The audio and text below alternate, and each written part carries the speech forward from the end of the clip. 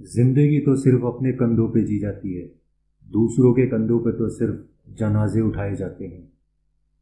मेरा धर्म देश की सेवा करना है।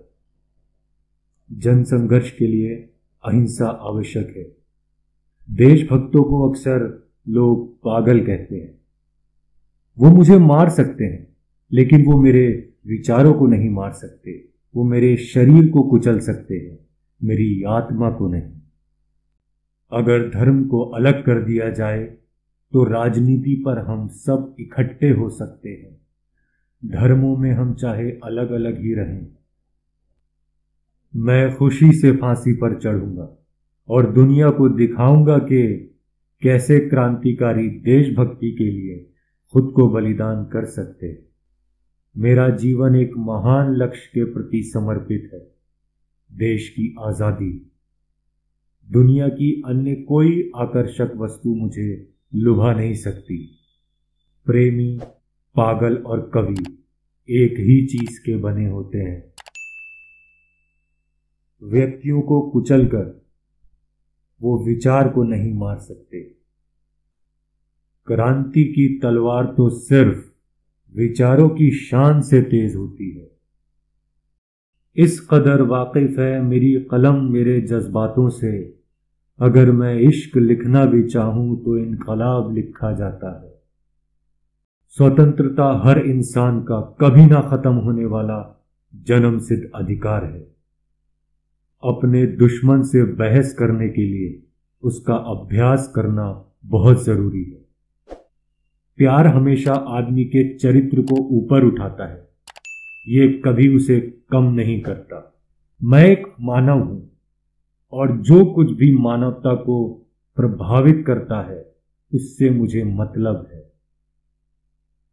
जरूरी नहीं कि क्रांति में अभिशप्त संघर्ष शामिल हो। यह बम और पिस्तौल का पंथ नहीं है। राख का हर एक कण मेरी गर्मी से गतिमान है।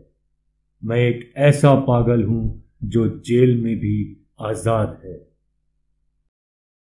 कानून की पवित्रता तभी तक बनी रहती है जब तक कि वो लोगों की इच्छा की अभिव्यक्ति करे। क्या तुम्हें पता है कि दुनिया में सबसे बड़ा पाप गरीब होना है? गरीबी एक अभिशाप है, यह एक सजा है। मुझे खुद को बचाने की कभी कोई इच्छा नहीं रही और मैंने कभी भी इसके लिए गंभीरता से नहीं सोचा। आमतौर पर लोग जैसी चीजें हैं उसके आदी हो जाते हैं और बदलाव के विचार से ही कांपने लगते हैं।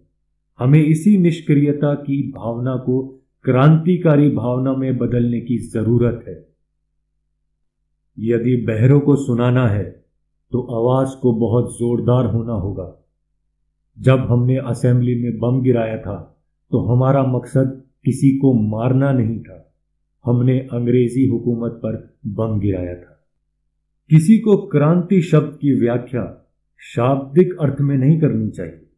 जो लोग इस शब्द का उपयोग या दुरुपयोग करते हैं उनके फायदे के हिसाब से उसको अलग अर्थ और मतलब दिए जाते।